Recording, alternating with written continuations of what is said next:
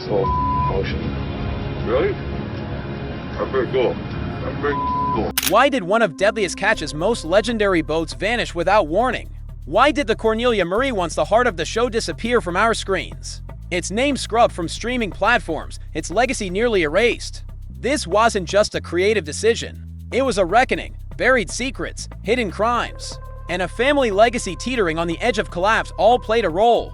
If you thought you knew the story of the Cornelia Marie, think again.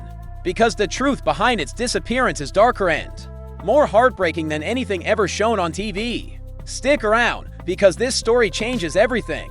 Constructed in 1989 at Horton Boats in Bayou La Batter, Alabama, the Cornelia Marie was a powerhouse. Measuring 128 feet long, 28 feet wide, and weighing hundreds of tons, it boasted twin Cummins QSK-19M diesel engines, allowing it to slice through stormy waters at 14.5 knots. Its 28,500-gallon fuel tanks and 3,000 gallons of fresh water meant it could stay at sea longer than most. The boat cost $1.5 million, a small fortune at the time, but it quickly earned its reputation as one of the toughest in the fleet. It was named after Cornelia Marie Collins, the wife of Ralph Collins, the man who commissioned it. Though the couple eventually divorced, Cornelia became co-owner, and her name remained proudly on the hull. Then came Phil Harris, a high school dropout from Bothell, Washington, who had been fishing with his father since the age of 8. After seeing a friend make over $100,000 in one crab season, Phil gave up the classroom for the cold. His first season was rough, even quitting at one point. But he returned and struck gold, earning $130,000 in a single year by the age of 19. At 21, he became a boat owner, captain of the Golden Viking, and by his mid-20s, he had already built a reputation as one of the best on the Bering Sea. In 1990, Phil Harris purchased a partial share in the Cornelia Marie, and by 1998, he was its captain.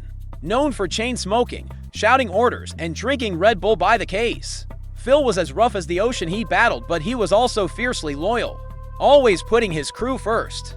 He shared profits fairly and stood by his men through thick and thin.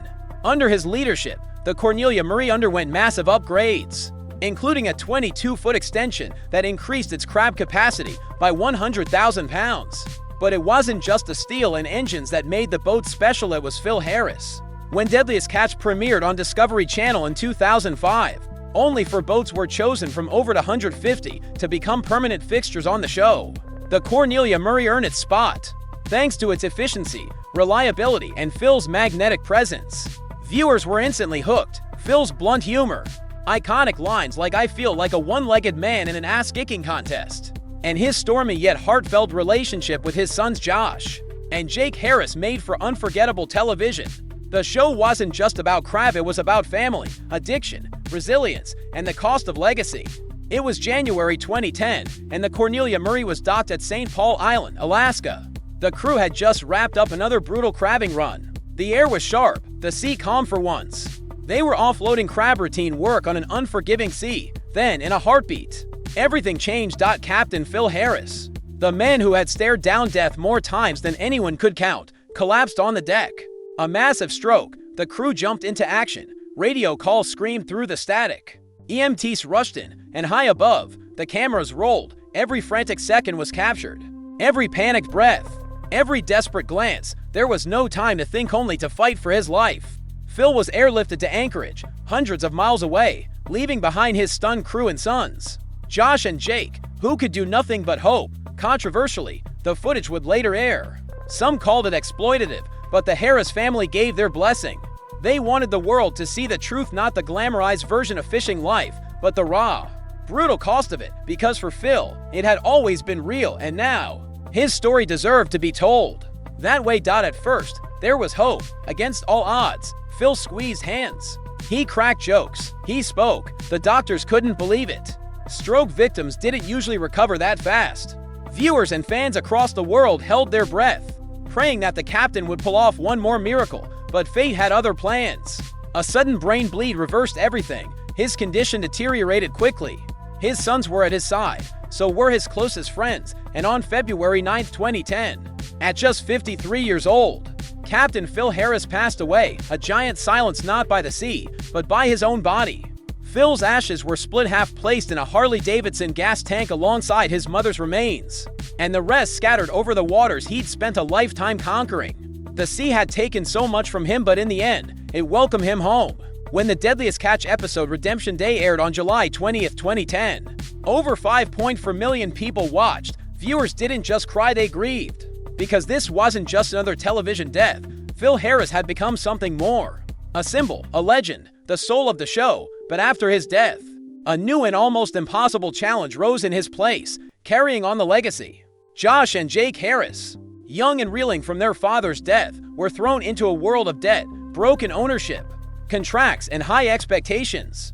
Despite the spotlight, they didn't even own the Cornelia Marie outright.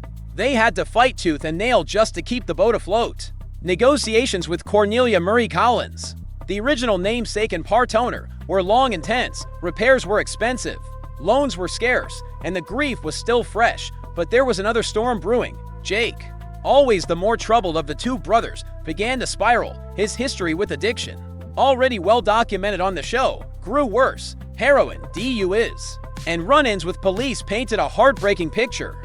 By 2024, Jake was sentenced to 18 months in prison.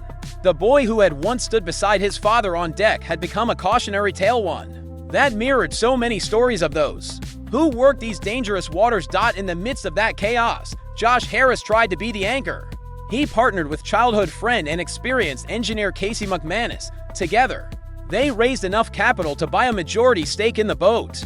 They replaced the aging engines with new 750 HP Cummins diesels, and in 2015, the duo became official co-captains. Their combined leadership was a turning point. The Cornelia Marie roared back to life. She returned to Deadliest Catch, and fans rejoiced. The boat in Phil's memory was back on screen. But not for long. In 2016, the Cornelia Marie was left out of season 13. Fans were furious. Had Josh quit? Was there drama behind the scenes? He took to social media, explaining that the decision wasn't his, it was Discovery's call. They wanted to change the storyline, shift the focus, but to fans, the boat wasn't just part of the show, it was the show. By season 14, the outcry had worked. The Cornelia Marie returned stronger, faster, and more determined than ever. But for everyone on board, the shadow of Captain Phil Harris still loomed large. And living up to that legacy was proving to be the toughest journey of all. Then came the spin-off. In 2020, Deadliest Catch Bloodline premiered. The series followed Josh, Casey, and local fisherman Jeff Silva as they explored old fishing charts Phil had left behind in a secret drawer. The maps pointed to Hawaii. There, the trio pursued massive ahi tuna worth thousands, unveiling a hidden chapter of Phil's dreams. It wasn't just about fish, it was a personal quest. The show gave fans something they hadn't seen before: Phil Harris's legacy beyond Alaska. But just when it seemed the ship had found calm waters, the darkest storm hit. In August 2022, buried court documents surfaced revealing a secret Josh Harris had kept hidden for 24 years. In 1998, at just 15, Josh sexually assaulted a 4-year-old girl, the daughter of a family friend. DNA delays meant the case dragged. In 1999, he pled guilty to a reduced charge and served 9 months in juvenile detention, followed by 2 years of treatment. The revelation rocked the fanbase. How had such a serious crime gone unnoticed for so long? The backlash was immediate. Discovery Channel cut all ties with Josh, pulling both Deadliest Catch and Bloodline episodes featuring him from streaming platforms in the U.S., Canada, and elsewhere. Even promotional content vanished. The Cornelia Marie, once the show's pride, disappeared completely. Casey McManus, who had no role in Josh's crime, was also let go. Fans protested, calling it unfair, but Discovery stood firm. The stain on the Cornelia Marie's legacy was too great to ignore. In the midst of this fallout, the Cornelia Marie changed hands. On June 17, 2024, it was announced that Taylor Jensen, along with partners Roger Thomas, Kerry Toya, and Jake Albanino, had purchased the vessel. Albanino became captain, ushering in a new chapter. The new owners made it clear they respected the boat's history, but they were here to fish, not to be famous. For the first time since 1990, the Cornelia Marie was free of the Harris name. Meanwhile, Josh Harris disappeared from the spotlight. He shifted focus to other ventures and family, leaving the sea and the camera dash behind. Today, the Cornelia Marie remains docked in Dutch Harbor, Alaska, her yellow and aquamarine hull a silent reminder of a time gone by. No longer part of the show that made her famous, she now sails under new command.